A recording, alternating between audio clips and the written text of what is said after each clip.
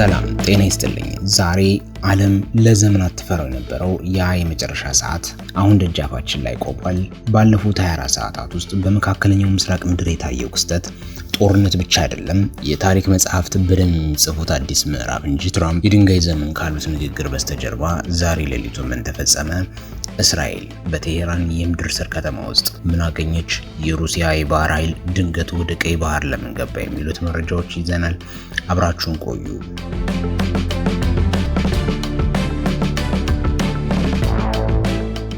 እስራኤል ዲፕ ፔኔትሬተር የተባሉ ለጥልቅ ምሽግ መምቻነት ተብሎ የተሰሩ ቦምቦችን በመጠቀም በኢራን ኢስፋሃን ግዛት ስር የሚገኘውን ትልቁን የሚሳኤል ከተማ መታለች። ይህ ቦታ ኢግል 44 ተብሎ የሚጠራ ሲሆን በመቶዎች የሚቆጠሩ የባላስቲክ ሚሳኤሎችና ድሮኖች ከመሬት በታች በ500 ሜትር ጥልቀት ውስጥ ተከማችተውበት የነበረ ስልታዊ ማዕከል ነው። የጥቃቱ አፈጻጸም ግን ብዙዎችን አስገርሟል። እስራኤል ጥቃቱን የፈጸመችው በራዳር በማይታወቁት በኤፍ-35 አውሮፕላኖች ሳይሆን በድብቅ ወደ ኢራን ግዛት ሰርገው የገቡ ሱሳይድ ድሮንስ እንደሆነ ይገመታል። እነዚህ ድሮኖች የተተኮሱት ከሩቅ ሳይሆን ከኢራን ምድር ውስጥ ሳይሆን አይቀርም የሚሉ ጥርጣሬዎች አይለይም። ጥቃቱን ተከትሎ በመላው ኢስፋሃን ለ4 ሰዓታት ያህል የመሬት መንቀጥቀጥ የሚመስል ድምጽ ሲሰማ ውሏል።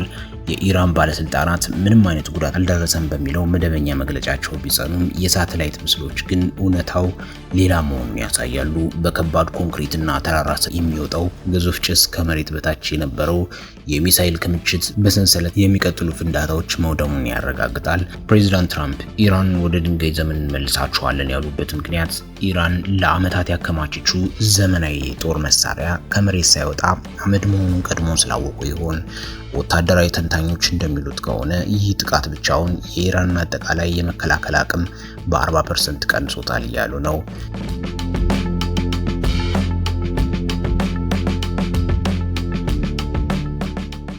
በሌላ በኩል ደግሞ ዓለምን ይበልጥ ያስደነገጠው ከሞስኮ የወጣው ዜና ነው። እስራኤል በኢራን ላይ የሰነዘረችው ጥቃት ሳይበርድ ዛሬ የሩሲያ ፓሲፊክ ፍሊት 3 ግዙፍ የጦር መርከቦች የሆርሙዝ ሰርጥን አልፈው ወደ ቀይ ባህር ዘልቀው ገብተዋል።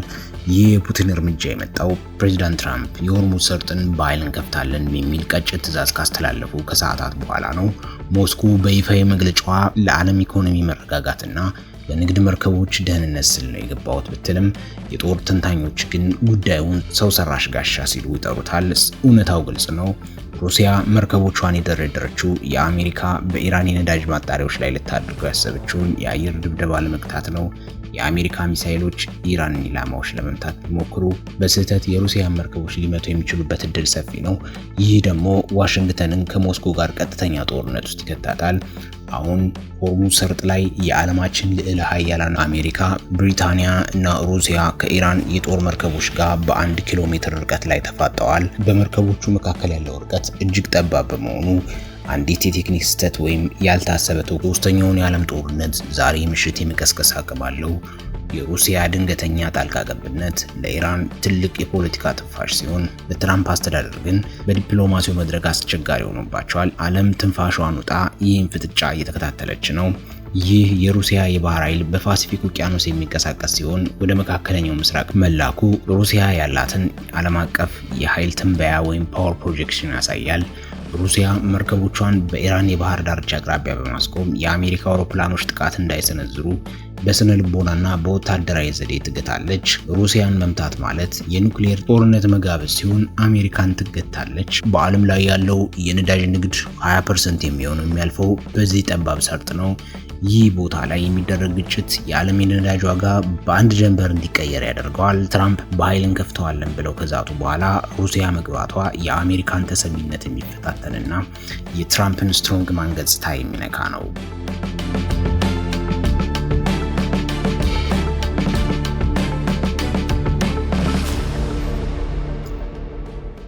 የትራምፕ ሚስጥራዊ ቀይ ፋይል ከዋሽንግተን ዲሲ የተገኘው መረጃ እንደሚያመለክተው ፕሬዚዳንት ትራምፕ ዛሬ ለሳውዲ አረቢያ፣ ለተባበሩት አረብ ኤሚሬትስ እና ለዮርዳኖስ መሪዎች ሬድ ፋይል ወይም ቀዩ ፋይል የተባለ የመጨረሻ ማስጠንቀቂያ ልከዋል። ይህ ደብዳቤ ከእኛ ጋር ካልሆናችሁ ከጠላት ጋር ናችሁ የሚል የጆርጅ ቡሽ ዘመንን ጥቁርና ነጭ ፖለቲካ የሚያስታውስ ነው። ትራምፕ የአረብ ሀገራት የአየር ክልላቸውን ለአሜሪካ ጦር አውሮፕላኖች በአስቸኳይ ክፍት እንዲያደርጉ ጠይቀዋል። ትዕዛዙን የማይቀበሉ ከሆነ ግን አሜሪካ ላለፉት 10 ዓመታት የደህንነት ዋስትና በአንድ ጀንበር እንደምታቆም ዝተዋል። የአሜሪካ የውጭ ጉዳይ ፖሊሲ አዲስ መልክ ይዟል። ትራምፕ አሜሪካንን ታላቅ እናደርጋለን የሚለው መፈክራቸው አጋሮቻቸውን በማስፈራራትና አንገት በማስደፋት እየተገበሩት ይገኛሉ። አረብ ሀገራት አሁን በሁለት እሳት መካከል ናቸው። በአንድ በኩል የኢራን ሚሳኤሎች ስጋት፣ በሌላ በኩል ደግሞ የአሜሪካ ኢኮኖሚና የደህንነት ጫና በጭንቀት እንዲቀመጡ አድርጓቸዋል። መረጃዎች እንደሚያመለክቱት ከሆነ ሳውዲ አረቢያ ዛሬ ሌሊቱን የጦር ሰራዊቷን ዴፍኮን 2 ላይ ያደርጋለች። ይህ ማለት ከጦርነት በፊት የመጨረሻው ከፍተኛ ዝግጁነት ደረጃ ነው። ዓለም አቀፍ የነዳጅ ገበያም ይህን ውጥረት ተከትሎ በከፍተኛ መናወጥ እያሳየ ይገኛል። የቀዩ ፋይል ዲፕሎማሲ ቋንቋ ድርድር የማይደረግባቸው የማያሻሙና ወሳኝ እርምጃዎችን የያዘ ሰነድ ማለት ነው። ትራምፕ ይህን መጠቀማቸው ዲፕሎማሲያዊ ጨዋነትን ወደ ጎን መተዋቸውን ያሳያል። አሜሪካ ኢራንን ውጤታማ በሆነ መንገድ ለመምታት የሳውዲና የዮርዳኖስ የአየር ክልል ያስፈልጋታል። እነዚህ ሀገራት ክልላቸውን ከከፈቱ በኢራን አይን እንደ ተባባሪ ተቆጥረው ጥቃት ሊሰነዘርባቸው ይችላል። ካልከፈቱ ደግሞ የአሜሪካንን ጥበቃ ያጣሉ። Either you're with us, either you love freedom and with nations which embrace freedom, or you're with the enemy. There's no in between. You're either with us or you're with the enemy. That's clear. I will continue to make that clear.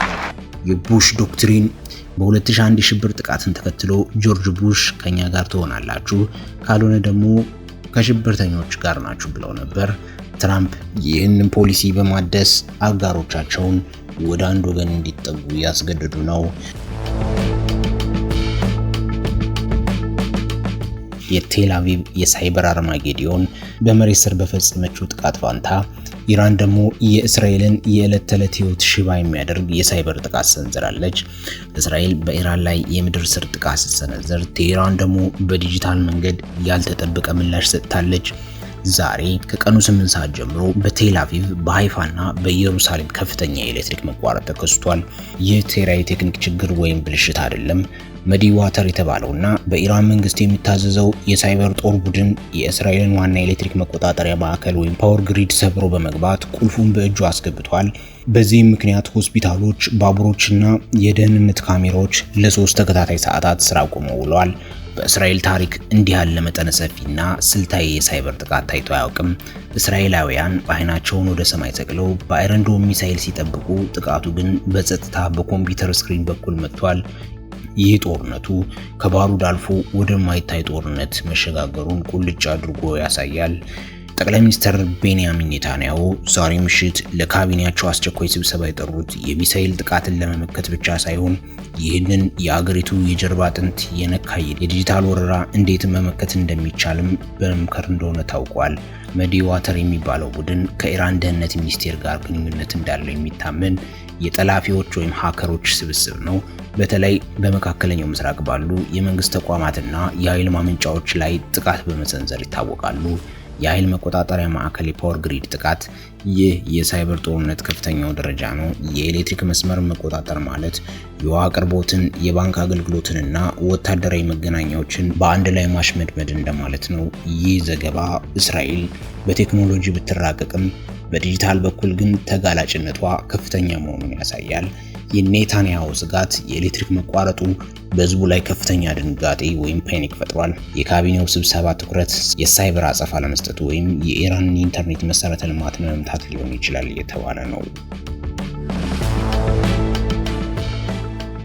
ይህ ዘገባ የጂኦፖለቲካውን ፍጥጫ በቀጥታ ወደ ዓለም ኬስና የዕለት ተዕለት ኑሮ ያመጣዋል። ጦርነቱ ከሚሳኤልና ከሳይበር ጥቃት አልፎ ወደ ኢኮኖሚያዊ እልቂት መሸጋገሩን ያሳያል።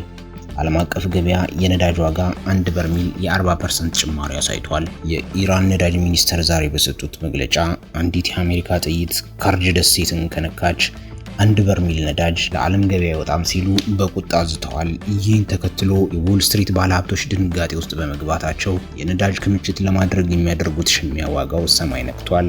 ተንታኞች እንደሚሉት 1 በርሜል ድፍድፍ ነዳጅ $145 ገባ ማለት ነገ የምግብ ዋጋ በ2 እጥፍ ይጨምራል ማለት ነው። በተለይም በአፍሪካና ታዳጊ ሀገራት ላይ የዚህ ጦርነት ዋነኛና ቀጥተኛ ሰለባ የሆኑ ነው። ፕሬዝዳንት ትራምፕ ኢራንን ወደ ድንጋይ ዘመን እንመልሳቸዋለን ሲሉ ዓለምን በሙሉ ወደ ድንጋይ ዘመን የኢኮኖሚ ቀውስ እየከተቱት ይሆን? በአሁኑ ሰዓት በለንደን እና በፓሪስ የነዳጅ ማደያዎችስ ረጅም ሰልፍ እያስተናገዱ ይገኛሉ። የነገዋ ዓለም ምን ይዛ ትመጣ ይሆን? ካርድ ደሴት የኢራን የነዳጅ ኤክስፖርት 90% የሚካሄድባት ወሳኝ ማዕከል ናት። እሷን መምታት ማለት የኢራንን ኢኮኖሚ መግደል ቢሆንም ለዓለም ገበያ የሚቀርበው ነዳጅ ግን በከፍተኛ ሁኔታ ያቋርጣል። የነዳጅ ዋጋ አብዛኞቹ አፍሪካ ሀገራት ነዳጅ አስመጪ በመሆናቸው እንዲህ ያለው የዋጋ ጭማሪ የውጭ ምንዛሬ እጥረትና ከፍተኛ የኑሮ ውድነትን ወዲያውኑ ያስከትላል። በለንደንና በፓሪስ የታየው ሰልፍ ህዝቡ በጦርነቱ ምክንያት የነዳጅ አቅርቦት ያቋርጣል የሚል ከፍተኛ ስጋት ውስጥ መውደቁን ያሳያል።